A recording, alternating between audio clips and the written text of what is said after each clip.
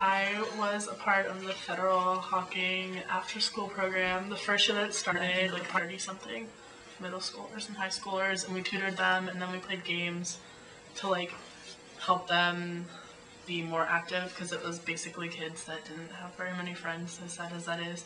And then we also did a lot of community service around the school. Some of the kids didn't really want to be there, and they would just sit there, and when it was homework time, we did homework the first hour, and they would just sit there and say that they didn't have homework. Well, we know that they did because we would go talk to their teachers. And some kids really liked it. There was this one boy, Dylan, who I sat there and helped him with his math every day. And sometimes he wouldn't even want to go outside and play basketball. He would rather just sit there and get his math done because he knew that when he went home, he wasn't going to do it. A lot of them weren't doing very good in their classes, so the ones that embraced the tutoring ended up doing a lot better in their classes after the after-school program. I remember this one boy, Richie, came in one day and he was like, "Oh, I'm so mad. I got my science test batch," and he was like, "Bam! I got an A!" And it was because we had been helping him, so made us all feel good too. Well, especially at Fed Hawk, it's really easy to get into trouble because you live out in the middle of nowhere, so you could tell your parents you're going for a walk and you could just go do whatever you wanted to. So their parents knew that they were there and that they were safe, because if they weren't there, their parents would get a phone call. And if you missed a certain amount of days, you got kicked out of the program because of the waiting list.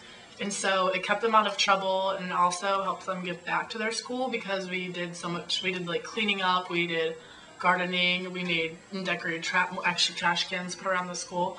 So it kept them out of trouble and showed them a way that they can get back to their school at the same time. My junior year and senior year of high school, I did Big Brothers Big Sisters.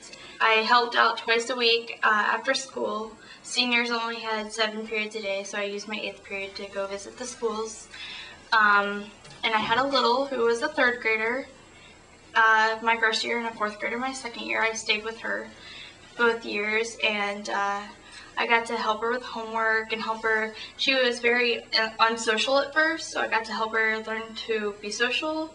And she had a few problems at home that that affected her grades in school, and there were days where she would come to school kind of unclean, so I was able to help her kind of work through that. And it was basically a lot for the 2 schools we helped out were low income. A lot of students were low income at the 2 schools, and so it was kind of encouragement to have the Big Brothers and Big Sisters there, helping them through everything. I saw them become more social. I saw better grades.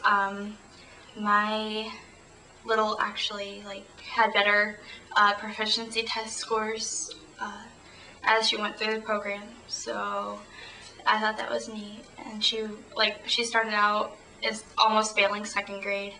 She barely passed, and so it was cool to see her pass 3rd grade with almost all A's, because I was working with her after school. So make the kids' self-esteem higher, and they feel important, they feel wanted, they feel loved, which is something that sometimes most of them don't get at home as much. So, and it's just cool to see them at first they were "Oh, I don't want to be here," and then as time went on, they opened up and they wanted to be there, and they wanted to do better, and they loved the help, and they loved being around the older high school kids.